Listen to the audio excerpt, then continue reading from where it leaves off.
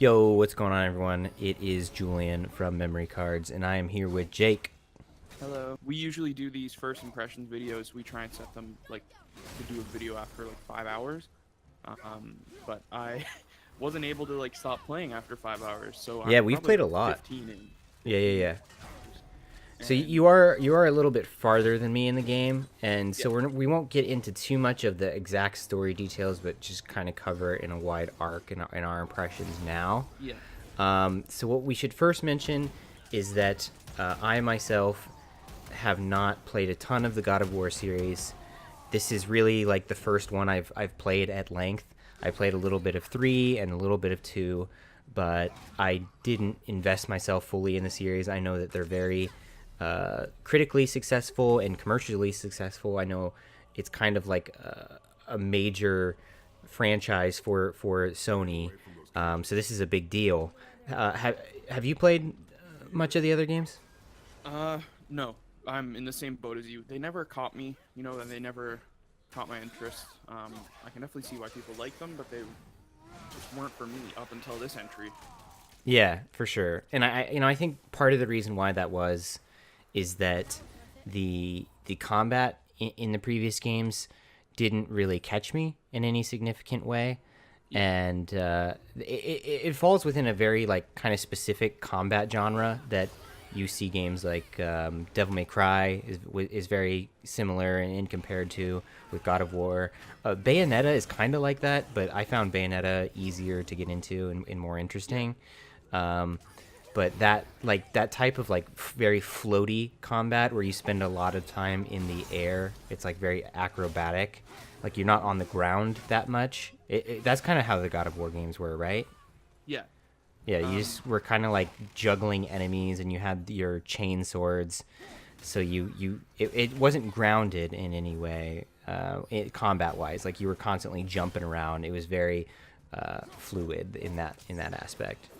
yeah.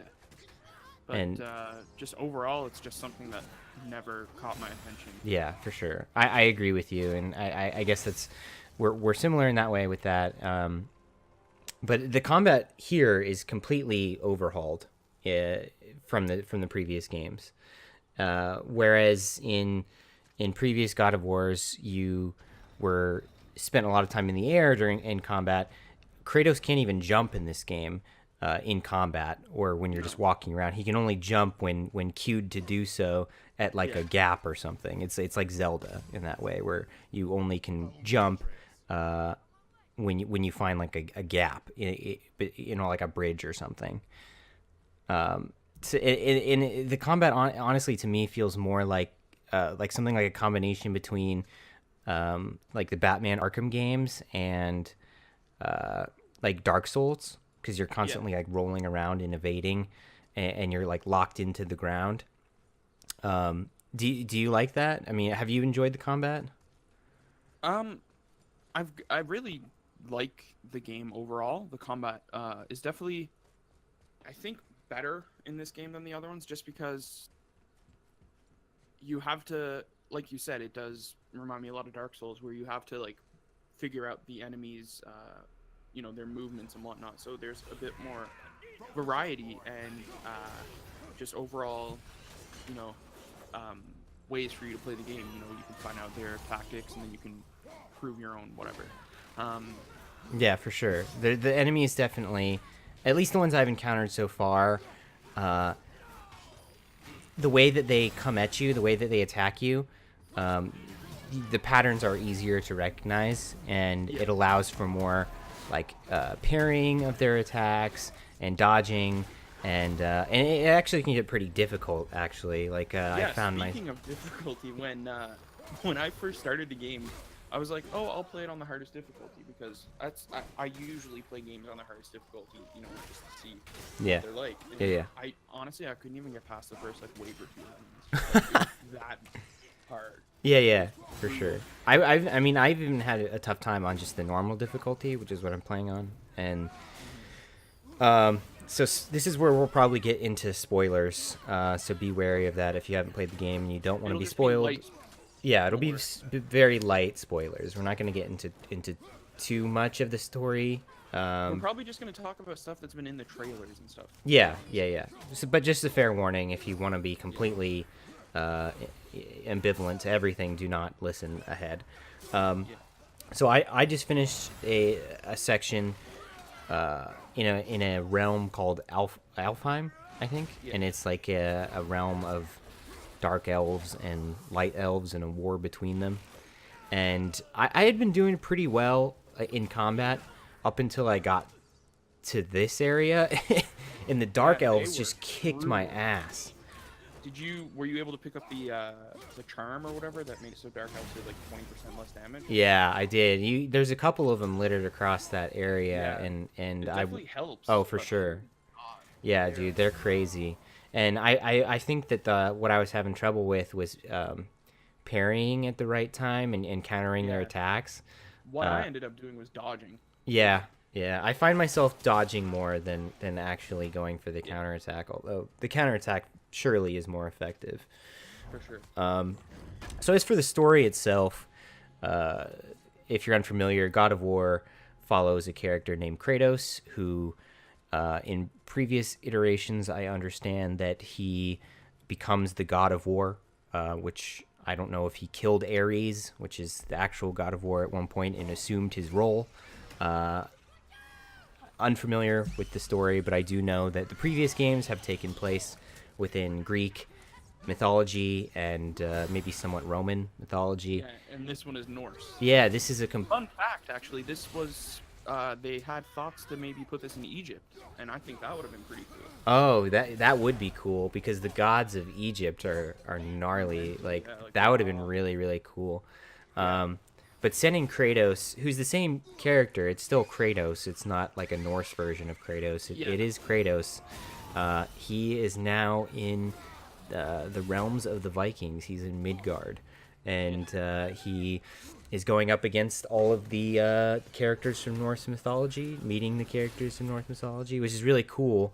It looks like where we're headed is a potential showdown with Odin.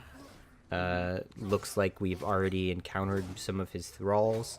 The highlight for me so far in this game was the fight against the stranger.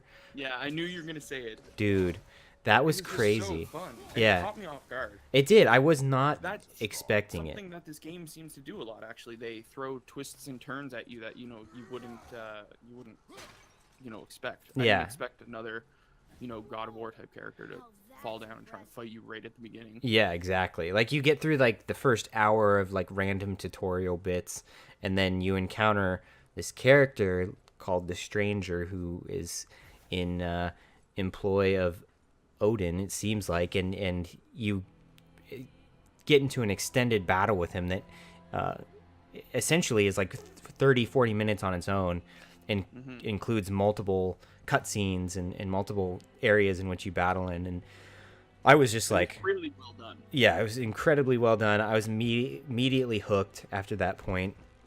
And I could see why so many people who are in the industry, who are reviewers or journalists, who got to play like the first 5 hours of this game or whatever, 6 hours or 10 hours, and then base their review off that. I can absolutely see why this game has received the reviews it has received. Which across the board are the highest marks you can get. IGN gave it a 10 out of 10. It's sitting at a 95% on Metacritic, a 5 out of 5 on Games Radar. This game is receiving nothing but like the most positive reviews possible.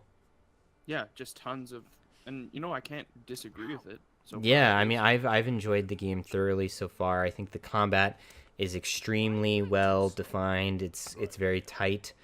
There's tons of stuff to do. It's an open world ish game. I mean, it's linear, but you can backtrack and explore the world to some degree. And it's gorgeous, absolutely breathtakingly gorgeous game to look at.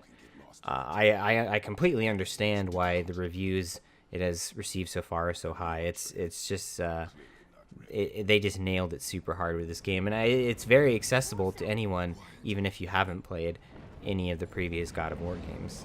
Yeah, which is exactly. great. That's super important. Um, so yeah, I'm just stoked to play the rest of this game, and it's clear that this is going to be a front runner for Game of the Year. Yeah, for sure. It definitely, it definitely will be. It's already blown it blew my expectations out of the water because like we said previously at the beginning of this episode, we've never really been huge fans, so we were going in wary, but it's definitely proving me wrong. You know. Yeah, it's all around like just a really nice success story. I believe that the director of the game is a very very passionate person, and there's all these Videos of him crying. yeah, just crying because he's so stoked of like how positive the reviews are.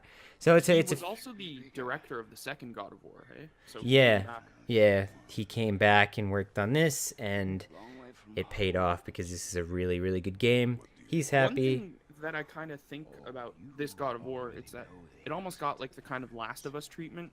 I know it doesn't really make sense because The Last of Us was the first of its series, but it definitely got, you know, pushed to have a great story. Like it's so cinematic and it pulls you in. Yeah. And you start to No, care you're about right. it. You know what's funny is haven't talked about that, or we didn't mention that to each other, but I had the exact same thought as when I was playing this game. I'm like, man, this reminds me a lot of Last of Us.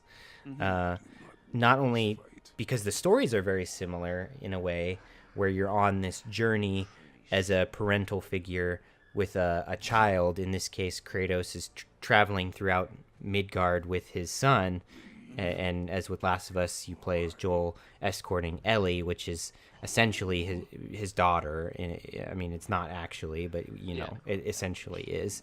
And Kratos and Joel are both very cold and unavailable, and throughout the story, it's clear that both of them learn how to love by the end. So very similar stories and cinematic, very very similar in that way. So yeah, that's a really good comparison. Mm-hmm. But all around, I'm just excited to play more of this game. I think I want to go play some right now, actually. Yeah. Well, I might do the same.